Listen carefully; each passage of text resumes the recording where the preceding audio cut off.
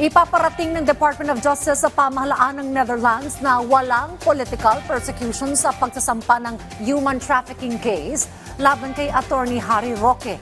Yan ang ulat ni Luisa Erispe.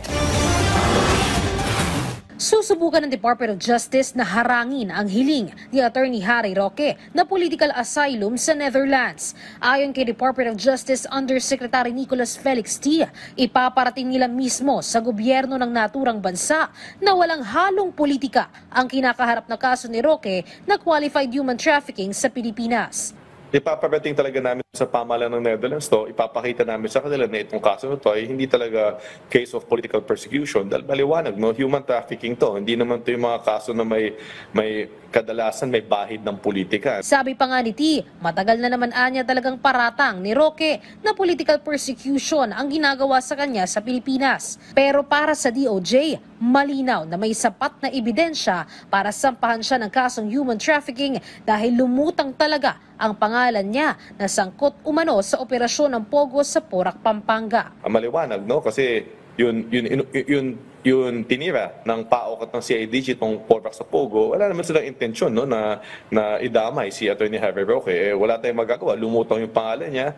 Pagtapos lumutang yung pangalan niya, dami niya mga sinabi na nakasama pa lalo para sa kanya. Kaya wala din magagawa yung pamahalaan, no? At alam naman natin, seryoso tayo dito sa laban natin kontra illegal Pogo. Matatandaan na sinampa ng DOJ ang kaso sa korte sa Angeles, Pampanga dahil lumabas umano sa investigasyon na bukod sa pagiging abogado, siya rin ay lumapit sa PAGCOR para magkaroon ng lisensya ang naturang Pogo. Bagamat depensa ni Roque, siya ay abogado ng Whirlwind Corporation at hindi ng Lucky South 99, tinuring ng mga piskal na iisa ang dalawang kumpanya. Sa oras naman na ilipat na ang kaso ni Roque sa Pasig City Court, alinsunod sa utos ng Korte Suprema, hihintayin ng DOJ ang arrest warrant.